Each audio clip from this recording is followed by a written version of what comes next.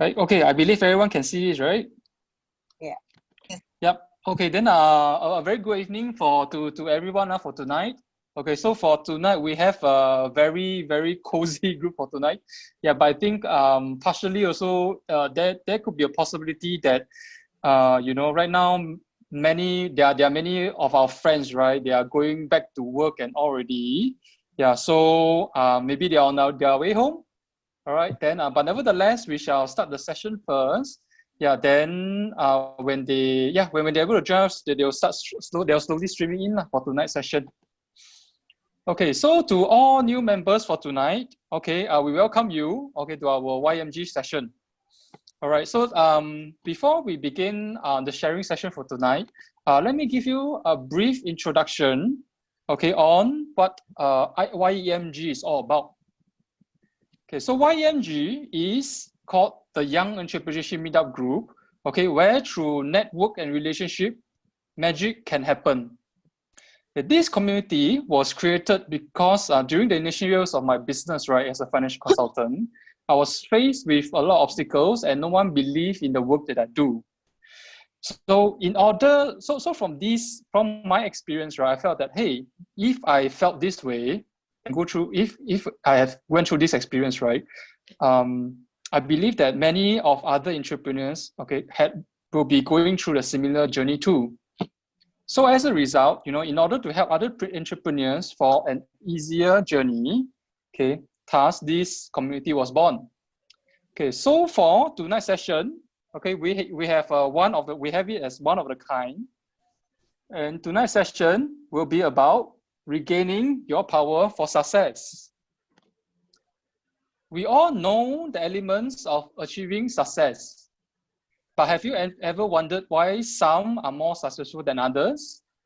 Are you achieving the dreams that you wished in your life? Are you held back by your self-sabotaging limiting beliefs? So in today's session, we have Reihana Abdullah, okay, who is an intervention coach to help us how to identify the limiting beliefs that we have, how to break them, and she'll be sharing with us on how to live with abundance and achieve the success that we have always wanted. So a little bit about Reihana is that she specializes in mindset transformation and she intervenes, to help entrepreneurs and professionals to get off their limiting beliefs and create breakthroughs in their lives, careers, and relationships. So previously, she had worked with various schools before on leadership, social emotional management, goal setting, and public speaking. These are just a few. She has impacted 6,000 students, and some of the schools that she has worked with are ACS, Chongqing High, Chaonan Primary. But after going through, a life-changing transformation event 2 years ago, where she manages to bring herself out of the depths of darkness, she is now on a mission to enable individuals and professionals in overcoming their life blockages, empowering them to move forward in their lives and achieve the success they desire. She considers herself to be a progressivist, an activist who believes in continuous evolving and growing. Her authentic speaking style and personality is what makes her a dynamic speaker she is. So for today's session, Reihana will be sharing with us the blocks, okay, the limiting beliefs, the blocks that is blocking our mindset, and how do we break them to achieve the success we always wanted. Right, so for today's session, I'll pass you on to Reihana on regaining your power for success. All right, Reihana, to you. Hi, everyone, and welcome to my session. Okay, so hi, welcome, and I'm Reihana, and thank you all for being here. So today's workshop is about power. All right. So what we'll gain on this workshop today is we will understand that success is a mindset game, and that change happens from inside, and you can harness the power of your mind. Okay, and you can unlock the subconscious programming that is in your head, and and you can unblock the negative programs that you have in your baggage in your life. And finally, you'll be able to unleash it with the power that you have acquired, and understand that how you can change your life for the better to achieve anything you want. Abundance, anything you can manifest, you can achieve it. All right. And you can live a fulfilled life. So thank you all for being here, and I really appreciate that you came in to listen to this presentation. And I just want to tell you a little bit about myself. So I do mindset work, and I have 3 programs that I run. One is the mindset program, one is the power program, which is what you're here to hear today, and the other one is called the destiny program. So a little bit about myself is that I speak at various speaking events. I'm a pioneer member of the Millionaire Speakers Network. I also do a lot of speaking events at Agora and other places as well. So I have spoken at Singapore Chamber of Commerce and Industry. So I also spoke at Speakers Are Leaders. And of course, I speak at Millionaire Speakers Network. My speeches have been recorded, and they've been actually put into Agora Note, which is the Agora platform, which is all over the world. And they actually keep a lot of my speeches, and then so I'm proud to say that I'm doing that. Thank you so much for the support. So I want to ask you, let's start with asking, what does success mean to you? All right, here we go. Okay, so this is what you will gain for today's workshop.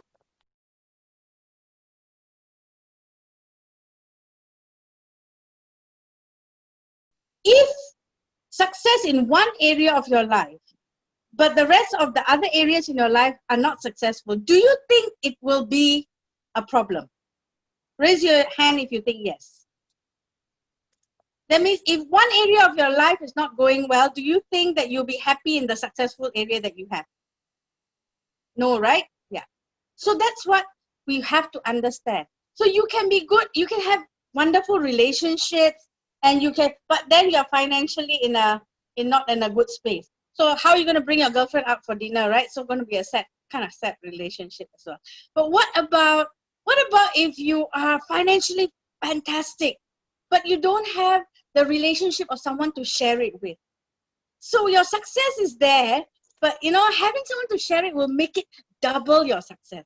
So that's what I really want you to understand. Yeah. So I'm quite successful, I would say, and I do a lot of speaking events. But just recently, and only 2 years ago, I was in a very, very bad space. Okay, so I was in a place, I was sitting on a hospital bed at KK Hospital. The doctors were telling me that I'm going to be paralyzed from my waist down. And I was sitting on my bed and looking at the doctor and wondering, where the hell did this come from? How did I get to this place? Besides going to be almost paralyzed, I also had many health issues. I was not communicating well with my son, my only son, and then, always having fights with my husband as well. And my finances were pretty bad as well. And I was really an emotional wreck. So I kept asking myself, why? This operation that I was supposed to do it 9 years ago. So can you imagine 9 years ago, I was supposed to do this operation, but why did I wait 9 years to reach here? Until where it came to a point whether if I don't do the operation, I may suffer. And if I do the operation, there's a risk. And the risk is very high. Both also, I can become paralyzed. So it was really, really a situation where I asked myself, what happened to my life? And then I realized, and then let me give you a flashback, okay, a quick one about what happened to me. So the thing is, somewhere down the line, I was a travel agent, and I was very happy in my career, and I was doing quite well. But at some point, I had to quit my job to take care of my family because my mom passed away, and I had to come back and take care of my son, so I couldn't do a full-time job. So it was good. I love taking care of my family, but only problem was that when you're not working, you don't earn anything, you see. And then when you're not earning, you have to depend on someone else for your daily expense, for things. And being a career woman for most of my life, it was not easy for me to balance out and to understand this concept of having to need to ask. And it was difficult for me. And time went by, and then my health issues began to show up. I had spinal issues. I had very bad back pain. But because of lack of money, I didn't really take care of myself. And along the way, I lost my identity. In trying to be a better mother, in trying to be a better wife, in trying to be a better everything else, I forgot to be a better me. I lost my whole identity. I lost my confidence. My self-esteem plummeted. On top of that, my health issues became worse. And I came to a point where I could only walk 7 minutes without uh, without having to stop. I can only walk for 7 minutes. Can you imagine? 7 minutes and I got to sit down. The pain was so bad. It was radiating from my hip all the way down to my feet, like electric shocks. And it was really a point where, and because of that, I couldn't do much work. I would just do very basic work. And that also made me feel lousy about myself. So can you see my health issues, my financial issues, all ended up making me feel lousier and lousier. And I plummeted down a spiral right down to the bottom. And it was at that point I started doing some seminars and started attending some programs, some motivational talks and stuff like that. And it helped me to, of course, get better, but somehow things were not getting as I would expect. I wanted to see results, but I couldn't see the results that I really wanted to see. I was still down. I was still not able to get myself out until finally I met my coach. And this was not a regular coach. He was a mindset coach.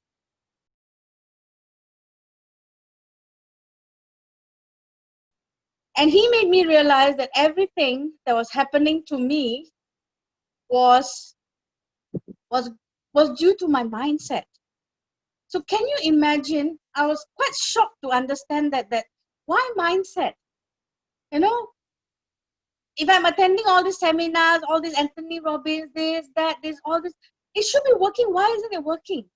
And it took me a long time to understand this concept, which today I will be sharing with you more on and help you to understand how your mindset is actually sabotaging you, limiting you, preventing you from being successful, achieving the relationships you want. Everything has got to do with mindset and your limiting beliefs. So finally, I went through that and I began and I finally did my operation. This was before the operation. Can you see my spine is misaligned? All the bottom part is connected. The nerves that are coming out of that part are all connected to my bottom, my bowels, my bladder, my legs. So if I did, and that nerve has been pinched for 9 years. So if I did not do that operation and continue pinching, it will become numb and I will totally lose my legs and be wheelchair for the rest. And that was a very big wake-up call for me. So finally, after my mindset transformation, my life had become really out of balance, like I told you. So finally, with the mindset, I was able to break free from my limiting beliefs, and in just less than 2 years, last year, I did my operation last year in February, and it took me maybe about 6 months to get back to myself and learn to rewalk with physiotherapy, and almost 9 months with yoga, with a lot of therapy, I was able to become right where I am right now. And in that time while I was recovering, I also did more mindset work on myself. And in less than 2 years, I can say I have become the speaker I am, the person I am, the vibrant person that I had lost many, many years ago. And I found that person back. And I'm so happy that, I found myself and that I can change my life just by changing something that I could have done. And it's not got to do with anybody else. So that became my mission, and I did more work on mindset. And then I realized a lot of people had these limiting beliefs, had these problems that they could not get themselves out of. And because of those limiting beliefs, they were held back, they were stuck. It could be, and they are not people, would you say, uneducated. They are educated. They have degrees, or they have, they are CEOs, or they are managers, and they are holding good positions. But yet, there is something that is stuck in them, and they cannot get out. And that was where I started doing more work and helping more people to realize that it can be changed, it can be removed. And so those people who I encountered, I have managed to help them overcome.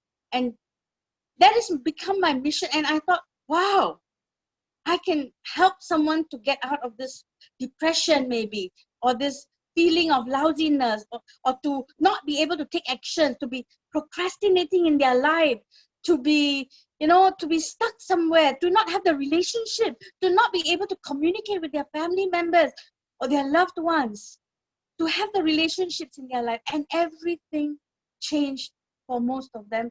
That, for every one of them who I encountered, and they realized that they could change their life. So my mission became even stronger. I was already working with kids during the time when I wasn't working. I was doing some freelance training, and I was working with kids. And during my time with the kids, I was able to help them to regain their motivation. So on top of that, now I thought I can help more people, entrepreneurs, professionals, individuals, housewives, businessmen. Anybody can benefit from this. And I wanted people to get out of their pain and their suffering and their emotional trauma. And that became my mission. And that's what I want to empower everyone to be able to do.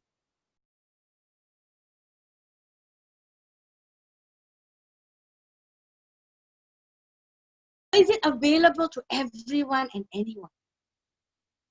How many of you think success is only those who are born with a silver spoon in their mouth, or those that have very high education, or those that are, super studious, or those that are really, have come from rich families? How many of you think that this is the only criteria for becoming successful? No, right? So we can be success. Success is available to everyone and anyone. And this is what people fail to realize as well. So let me tell you a little bit about mindset. So I would like you to help me by participating in an exercise. Is that okay for everyone? Yeah? Is that okay? Yeah? Okay. So let me bring you to an imaginary place. Okay? I want you to close your eyes, and I want you to visualize you're holding a lemon in your hand. A yellow, bright, sunshiny lemon in your hand. Okay? So I want you to hold out your hand, pretend the lemon is in your hand, and you're looking at it. And it's bright and it's beautiful. The yellow is so striking, and you can see the lemon in your hand. Now, bring the lemon closer to your nose. Bring your hand closer to your nose. Bring your hand closer. Hold the lemon to your nose. Oh my God, smell the freshness of that lemony smell. How nice and refreshing. I wish I could squeeze it and have a lemonade right now. Don't you feel that way? The smell of the lemon. So wonderful, so beautiful. Now, take a whiff of that lemon. Breathe in the smell. And out. Now, I want you to take a bite of that lemon. Open your mouth. Ah! Bite into that lemon. Oh my God. The squeeze, the sourness, the juice flowing in your mouth. Swish it around in your tongue. Feel the acidity. Feel the sourness. Now, swallow it. Let it go down your throat. Trickle down into your stomach. And in a moment, open your eyes. Now let me ask, how many of you would actually see a lemon. Imagine and see a lemon in your hand when you close your eyes. Wow, amazing, right? Now, how many of you could actually smell the lemon? Could feel the smell of the lemon? Wow, amazing. And how many of you actually felt the taste of the lemon? Right? So some of you felt the color, the look, the vision. Some of you felt the taste. Some of you felt the smell. And some of you felt all three. Now, was there a lemon? Was there a lemon in your hand? No. But how is it that you could see, smell, and taste it? So real it was. Even I think if you swallowed it, you could actually feel I could see some of your faces were actually scrunching up as if the sour lemon was going down. Some of your faces were, you could see it. I mean, so can you imagine? Your mind just believed what you told it. The lemon wasn't there, the smell wasn't there, the taste wasn't, but your mind believed it was there. The mind believed you could smell it. The mind believed that you could taste it. And why is that? It believes anything you tell it. It doesn't differentiate whether it's real or not, whether it's true or false, or whether it exists or is imaginary. It just accepts everything you tell. So your mind is actually 30,000 times more powerful than your conscious mind. Your subconscious mind is 30,000 more powerful, 30,000 times more powerful. So, how amazing is that? So, when I tell you that I was out of balance in my life and everything was going wrong, from my family to my emotions, because I was having health issues, I couldn't work, my finances were down. Because my finances were down, my emotion was a wreck, my family was a mess, I was not at peace, and my life was disrupted. And then the cycle continues again and again, day after day, year after year. It took me 9 years, okay? 9 years of doing this. Why? Because of this. My subconscious beliefs that were blocking me. So who is sabotaging my life? I kept asking this question, Who is sabotaging my life? What is wrong? Why is this happening to me? Why me? I'm not a bad person. Why my life is suffering? Why? I'm sure many of us ask this question at a time when we are tried, when we are tested. So I keep asking, who is sabotaging my life? Is it the government? Is it my fate? Is it my husband? All his fault, by the way. Is it my bad luck? Or is it a curse? Something must have said to me, or I have done something and it's a curse. Definitely. For sure curse. My karma is bad. So this was some of the things that we say to ourselves. And I told myself, enough is enough. Enough. So your subconscious mind, if you look at the iceberg, what do you see? 10% is on top. The 90% of that iceberg is below. So too with us. What we show to the world, what we display, how we smile, ha with people, is only 10% what we project. And that is your conscious mind. The 90%, the things that are the doubts, the fears, the things that you're telling yourself, I'm not good enough, I'm not this, I'm not able to do this, I definitely will fail in business, I cannot earn that kind of $1 million, it's too far for me. You are telling this to you, and your mind is believing it. Just like the lemon, it's believing everything you tell it. And that is where the problem lies.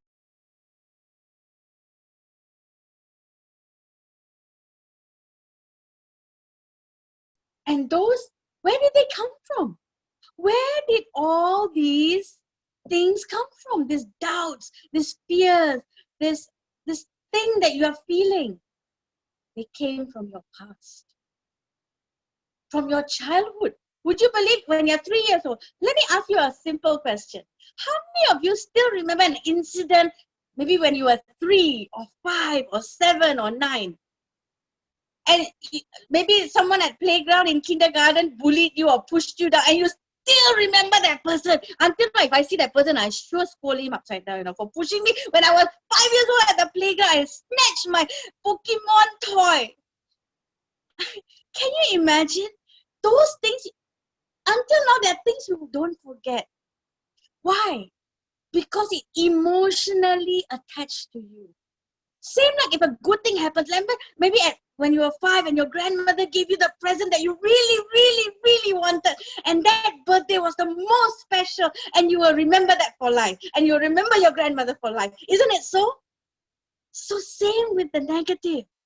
You will remember that incident. If you see that 3-year-old friend, that Ryan, anybody mentions the name Ryan, definitely you will remember this person, Ryan, when you were 3 years old, pushed you down and took away your Pokemon, you will remember him for life.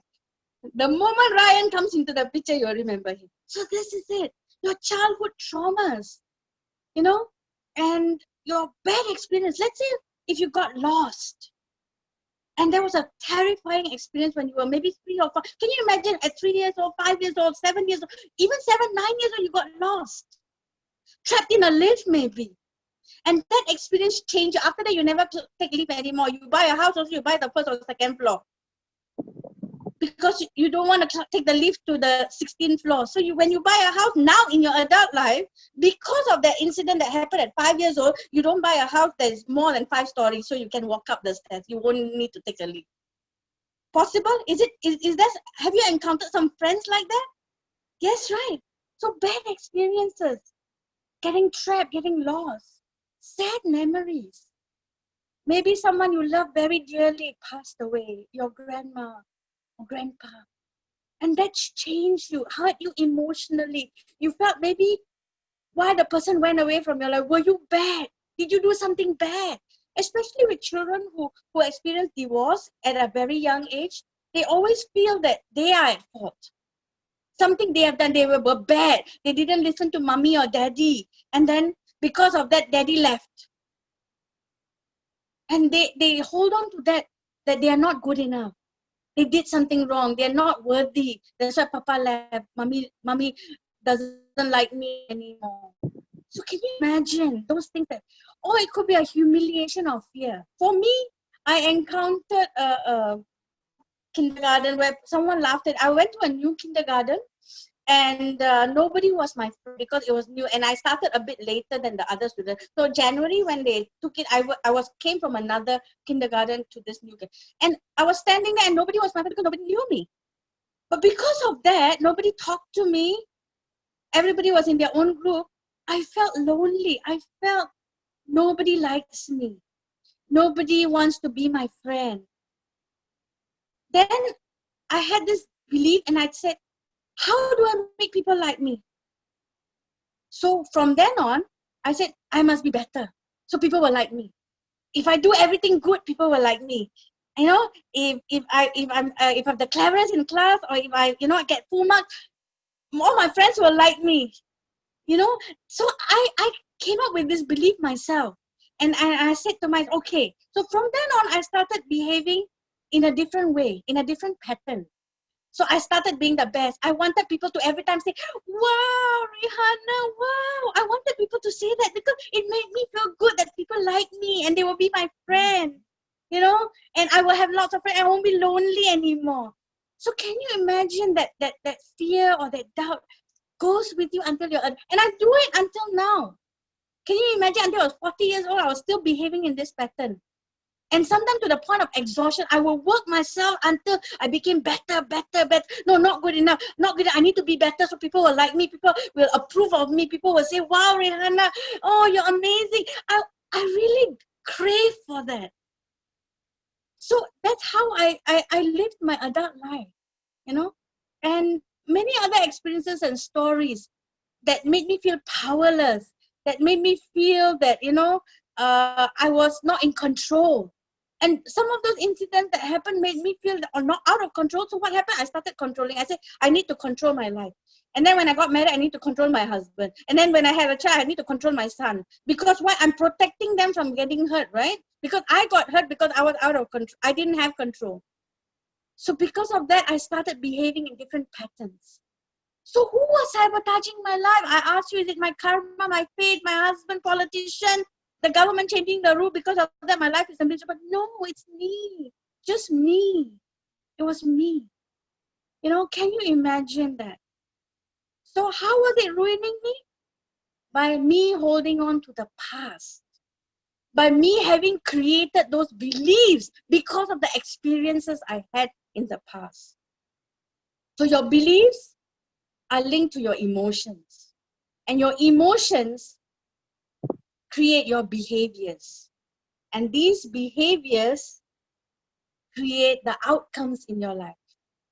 So can I ask you, imagine that, I'll just give you an example. Imagine that this child and his parents his father suddenly came into a lot of money, and they became rich and they became very happy and they were going on and then suddenly the father developed a bad habit, a gambling habit.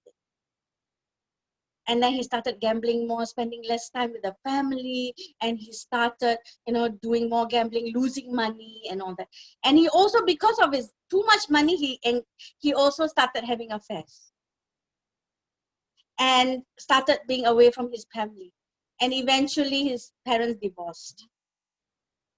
So now this child is 5 years, 7 years, 9 years old. And he sees this. Can you imagine what is his interpretation? His world is very small because at 9 years old, what are the experiences we have? Very small experiences. But based on his small, narrow experiences of his life, at 9 years old, he interpreted it this way. My dad, money came to our family. And because money came to our family, my family broke up.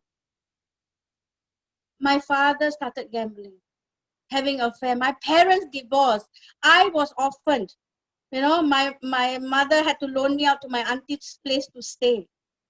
And that child grew up thinking, what do you think he thought? Money is no good. Am I right?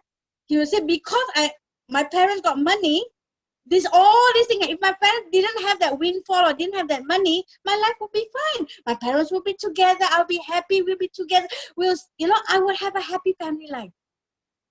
Even though this incident happened at age 5 or 7 or 6 or whatever, or even when you're 12 or 13, even that age also is impressionable to that child. And what happens after that? That subconscious belief is in the head, at the back, okay? The incident is over, you've grown up, you've gone to college, you're successful now, you're doing well in your career. But you can never move past a certain level.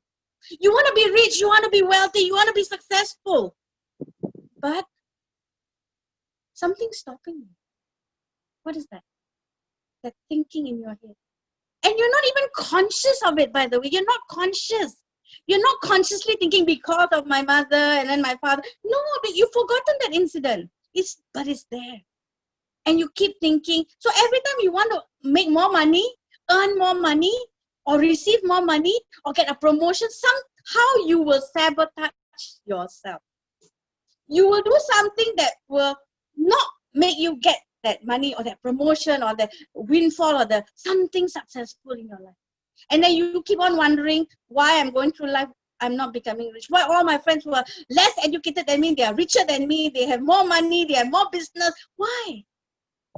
So can you see why entrepreneurs, potentially successful people limit themselves in this way? Or they become rich, but they lose it. Because they cannot hold on to that money because it's a bad thing, right? Have you ever heard of this thing? Money is bad. Money makes you bad. Money corrupts you. Rich people are all bad. They take advantage of the poor people. Better to be poor and happy. Have you heard this? Better to be poor and happy than be rich and not happy. These are people thinking. And you start believing, maybe your parents told you or an aunt told you that, better to be poor. You will forget God. You forget everything. You become arrogant. You become snobbish. Money no good. Just have enough. Good for you. So what does the person grow up thinking? Money is not good. Even he wants to be rich. He desires to have the things in his life, but he sabotages because that subconscious belief is holding on to. And that's where transformation, mindset transformation is very, very important. It needs you to access to the deep, dark part of yourself and to be able to come out and create possibilities in your life and remove those blocks. So in doing that, I do these workshops, this abundance workshops, and I've helped many people overcome their limiting beliefs. There was this lady, Priya, who came to me and, I helped her overcome procrastination issues because she had some limiting beliefs in her mind. Another session, I helped her identify her blocks in her relationship, why she had that fear of committing or even committed, but she somehow would back out. And through that discovery of herself, and where the limiting beliefs came, she was able to go past it and move on to a better life. She's married now. She's living a good life and she's happier. So this power I'm talking about, it's not about a physical power. It's not about a power that you want to be in control. It's a power to empower you, your life, so that you can be better at being the amazing you that you want to be. And this is something that I really believe in. So in my workshops, I actually have a 5-part program. It's actually a series, and each part of each workshop, there are 5 workshops, each workshop covers an area of your life. So remember at the beginning I asked you, how many of you agree if one area in your life is not going well, you will be not happy in the rest of the other successful things that happen? Do you still agree with that? Yes? Have a raise of hand. Yeah? Okay. So, how many of you want to live fulfilled? I know I want to live. Are you happy and satisfied in every area of your life? How many of you are still going and struggling through not knowing where they are stuck? How many of you wish they could sing that song, if I could turn back time? Can you turn back time? No. My son is answering in the background. No, I can't turn back time. Yes, but I can change now. And I can change the future time. Tony Robbins gave this quote, and I really, really swear by it myself because I went through. He says, you don't need 10, 20, 30 years to change your life. You can do it in a moment right now. But to get to the point of right now, do you want to change? You may take 10, 20, 30 years. When you decide that now is the time, you may take you 30 years to realize that. It took me 9 years to realize that I had to change my life. Only I could change my life, nobody else. Not the politicians, not my husband, not my karma, not my fate, not my relatives, not anything else in the world but me. Wow, thank you, Reihana, for such a smashing presentation and sharing session for today. All right, let's give Reihana a round of applause. Okay, so right now we have reached the Q&A session, for tonight. If any one of you guys, have any question, you may post it inside in our group chat. Otherwise, you may also unmute, all right, and let us know that if you have any questions.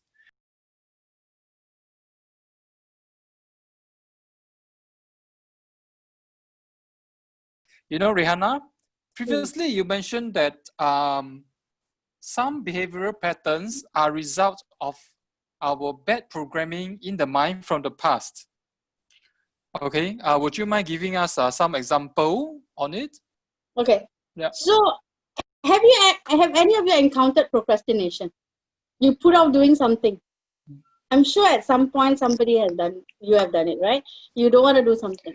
Okay, so let me link it back to your past programming and how it's going to be. Okay, so now I tell you a small piece of information. So imagine that when you were in school, and like I gave the example earlier about, you work so hard on a project in your school. Maybe you were 10 or 12 or 15 years old, and you work so hard day in, day out for 3 whole weeks, and you prepared this wonderful project to present to class, and you thought you'd done a brilliant job. And then you come to school with your project, you carry it, and then you put it down at the table, and you're expecting everybody to come and say, wow, it's so amazing, Sean, you did a wonderful job, or Eugene, or anyone, and you feel so proud of your work. And then the teacher comes, or some of your friends come, and they say, what? You call that a project? Are you sure you put in effort? I mean, it doesn't seem like anything. And then what happens? Your heart sinks, right? And you are thinking, I spent so much time presenting, preparing, doing all the work that I did, and then it comes to no good. So moving forward, a couple of years or a couple of 10 years, you start thinking, no matter how much effort I put in, it's not going to be good enough. You see a relation.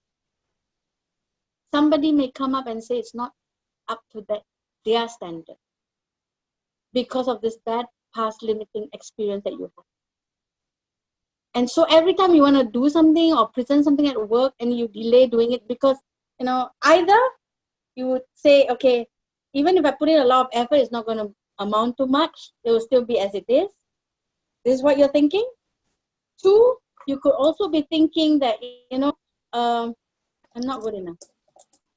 So, and thirdly, another thing you'll be thinking is that I don't want people to tell me that, I didn't do a good job. So if I do last minute, I have an excuse. Can you understand that? If I do last minute, I have an excuse to myself and justify to myself why I didn't do well, why that project didn't go through, why I didn't present, because I didn't have time. I didn't have time. It was a last minute. So I can justify if that is not successful. Do you understand this? Can you relate to this, what I'm saying? So that's how your past programming can influence what you're doing. I hope I've answered your question. Reihana, I think I saw Shona raising her hand just now. Shona, yes. Do you have a question to ask Reihana? Yes. Actually, it was when Reihana said, does anyone procrastinate? So I think that's why I raised my hand to say that I have, and I do so. Okay, I guess when Reihana asked that question, I was about to raise my feet too, Yeah, I'm a power procrastinator. So you really have to go deep and you may need help to do it because you may not be able to ask the questions that you need to ask to go to where you need to go. Yeah.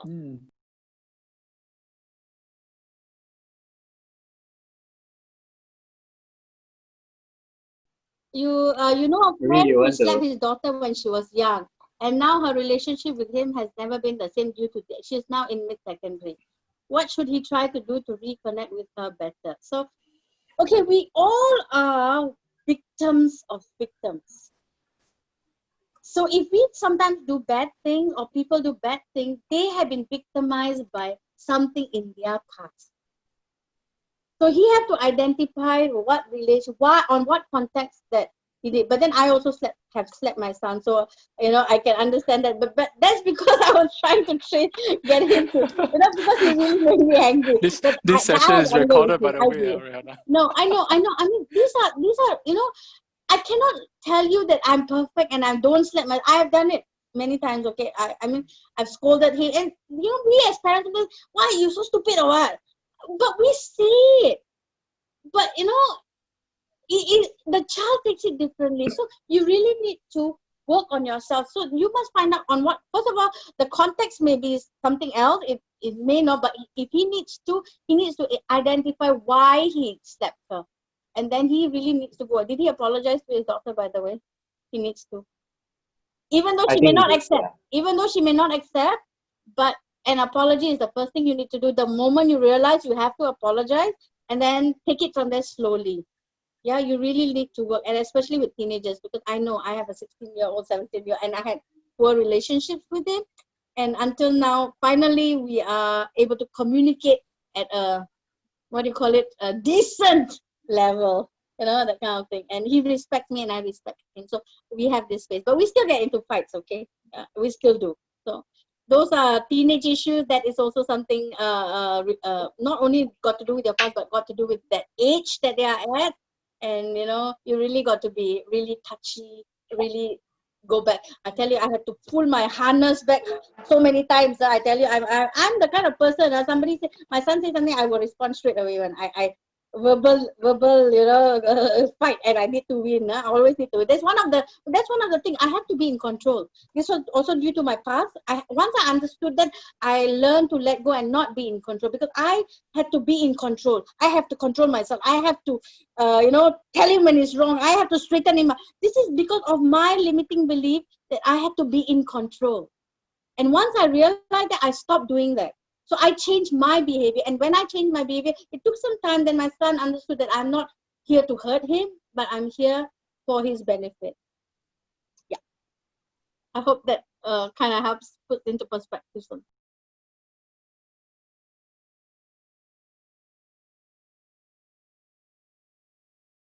Okay, then Reihana, actually I would like to follow up on the question earlier where we talk about behavioral patterns, okay, right. and programming from the past.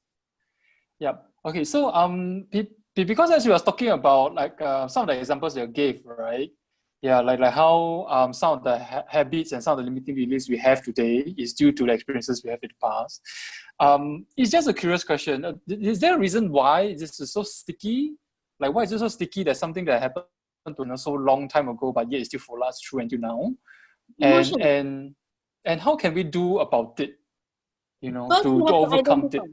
You have to identify where is it coming from. The problem with now is we want quick solutions when we don't go and find out why. The thing is, we're not aware. So when you come to programs like mine, and when I did my own work on my mind and uncover that, okay, this is this, okay, then start linking up. And then you realize, okay, this came from where? Even though initially you may not be able to find the link, but you are able to not able to find the link, but later on you realize, when the more you go into it, you understand, because you don't know that you have this problem. And how can you, you don't know you have this knee problem. Where is it coming from? Because of your bad posture. But you don't know it. You keep going to the doctor, they give you some ointment, they give you something, then most they tell you to go for surgery, right? And then ask you to spend $10,000 for surgery, for staying 2 days in the hospital, and then they charge you. And then at the end of it, you still have this problem. Because why? The problem is not the doctor, then it's your posture. Fix that. So you have to identify them. That is the problem. The problem is not the outcome of what happened. It's the problem where it came from. And when you can identify that, you are able to move fast enough to take it or to track it and to change it.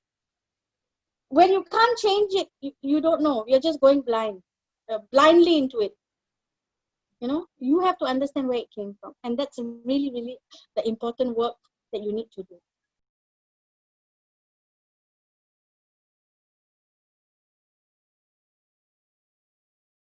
Yeah.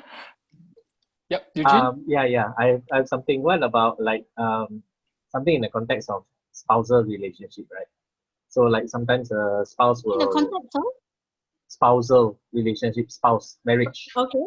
Yeah. Okay. So sometimes the spouse will confide each other on certain things, right? And then the other party, normally the female side will actually kind of nag and kind of also sometimes say, are you sure you're good at this? Are you become sure? Nasty, right? Yeah. Like, are you sure? Like, are you sure? I'm very good at that. By the way, this is my talent, scolding my. Yeah. So something like, are you sure you're running this course? Will people actually sign up for it? That kind of thing. But sometimes, you know, they are concerned, but the way they ask, right, kind of make the kind of like the other spouse, like, you know, feels very low and all this. Right? So, question is like, how can this interaction be better? You know what I mean? Right? Okay, this interaction, okay, this is another one of our talks, Especially for my husbands. talks that I've given.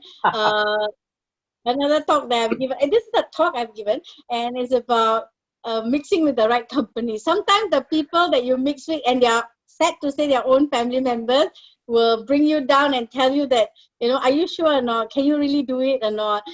You know, really, is it going to make any difference? You know, why you didn't do this before? Why now? You know, all kinds of things, so much negative. And if it's outside force, I would ask you to change your company. That means mix with the right people. But if it's your own family, you cannot throw them away and you cannot get rid of them.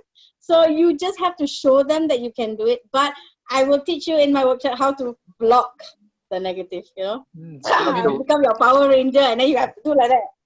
Sean, you cannot change wife, too bad. Yeah, cannot change wife. No, was good. Yeah, but then I would urge you to sometimes maybe sit down and, you know, if you find out whether, you know, sometimes also their past also interferes. We are all products of our past experience, past belief, and they are from people who love it. Could be from our parents, relatives, friends, you know, we mix around with. So, and mostly it's parents that, you know, raise us, that say, you know, like, you know, I gave the example about, you know, why, you know, money is no good, money makes you evil, you know, that kind of thing. So those are, can you imagine the person wants to be rich and they cannot be successful because he has this belief that his mommy told him that, you're growing up, money is bad, money is bad, money is bad. Cannot. And then another one, must save money for a rainy day.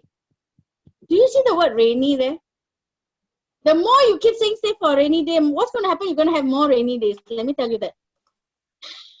It's the words you use.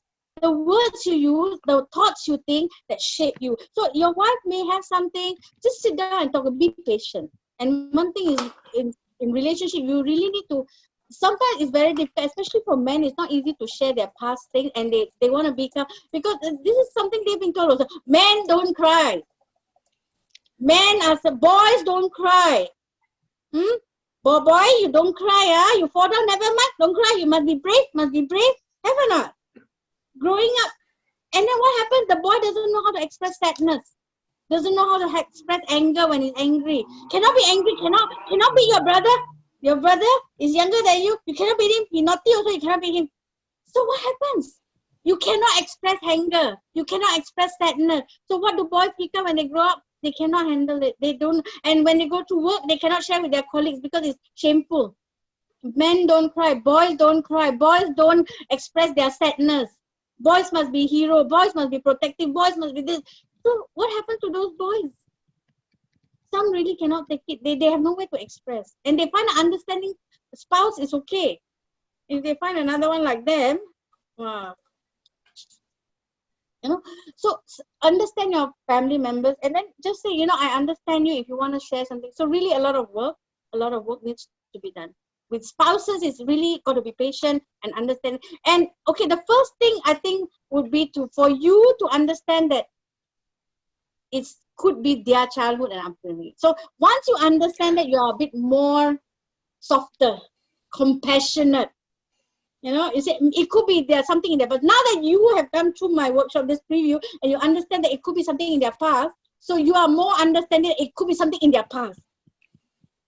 Whether they want to tell you, it could be another issue, but give that patience and say that, you know, it could be in their past because they also have been past programmed. If you are programmed from your past, they are also programmed from their past also. Am I right to say? And your children also will be programmed from now, whatever you tell them. So you change your words to your kids. Change the way you use words to your wife, and your wife will change the words she used to you. Okay, I guess at the end of the day, we are. You know, there's a phrase that says that, you know, when we can't change others, we change ourselves, right? We do. Okay, and then another thing, not just we can't change others, is we are actually in a universe where we cannot change anything. The only change we can do is us. We can't change anything. In fact, even us also, we are limited. You know, we are limited, but we can be aware and we can initiate that change in us. So everything, you know, it is a power that you empower yourself with. Hello. Hi, Adele, hello. Hi. Yeah. Yes. Yes, I. we have a we have a new member from overseas. Yeah, UK. from London. Oh, from London. Okay, how do we Nice. address you? Yeah, it's fine. I have always I'm from a family of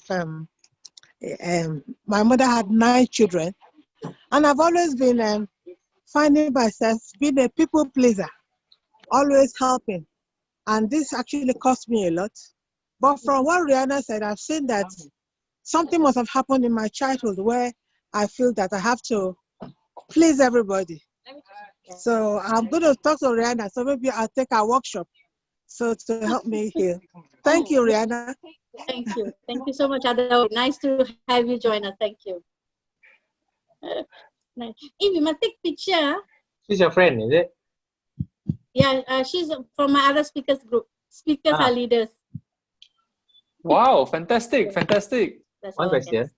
Your Yes, course tell me. is your course is ongoing, is it? Yes, So it's like a if, series of 5 workshops. It's ongoing. Yeah. so if like we miss Every 2 weeks we run a new cycle. every 2 weeks to run a new cycle. Okay, Yeah. this one I will talk to you separately. I'm most likely quite interested, but it's only in terms of my schedule. Only. Yeah. Albert want to share about my course. He's attending some of my workshops. Albert. How have you been, mate? You're We mute, can't bro. hear you, Albert. I was here, so I was procrastinating, trying to go back to my limiting beliefs. And I managed to get you out. Amazing. So how was the session? Say what? How was the workshops? Oh, well, you know, the session is always good. I like to say that when I was in high school, I was asked to I had to take a psychology course. And when I was younger, I thought that the psychology was a waste of time. But then the older I got, the more I realized that everybody was a little crazy. And well, that's not the best word to use. But a lot of us, we just don't understand the root is the real problem. And Reihana, she can help you to bring out some of the emotion and some of those things that we bury deep in ourselves. So she does great work. I actually had to do this type of work, and I don't know if you guys know how old I am. Oh, you look like you're in your 30s, you know. So I'm 50 years old. No serious. Wow. No kidding. Wow. You look younger than me, mate. I'm 50 years old, and so for me to get to this point in my life, and thank you, but I had to do some of that work, and believe me, it's a lifelong work.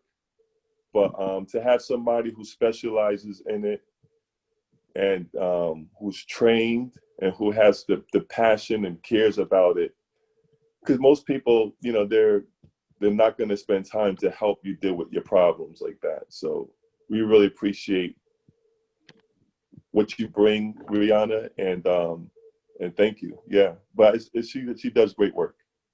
How do you find the workshop, Shona?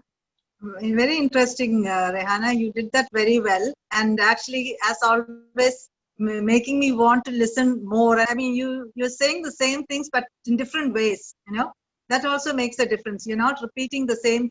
Some parts, yes, you have to say that, but then you change the examples or the activities, or you rephrase things. So then it gets you. I mean, the same thing can be put in many different ways, but so you do that. So each session is interesting. Yes. Thank you, Shona. Thank you. Yes, so overhand back to you, Sean. Yeah. All right, Ken. Okay, thank you very much, Reihana. Okay, so ladies and gentlemen, so we have come to the end of today's YMG session. All right, so what happens is that we will leave this room open for the next 10 minutes, you know, for networking, for everyone to know each other. Yeah, but if there are any attendees, you know, who wishes to take a leave, all right, you may do so now.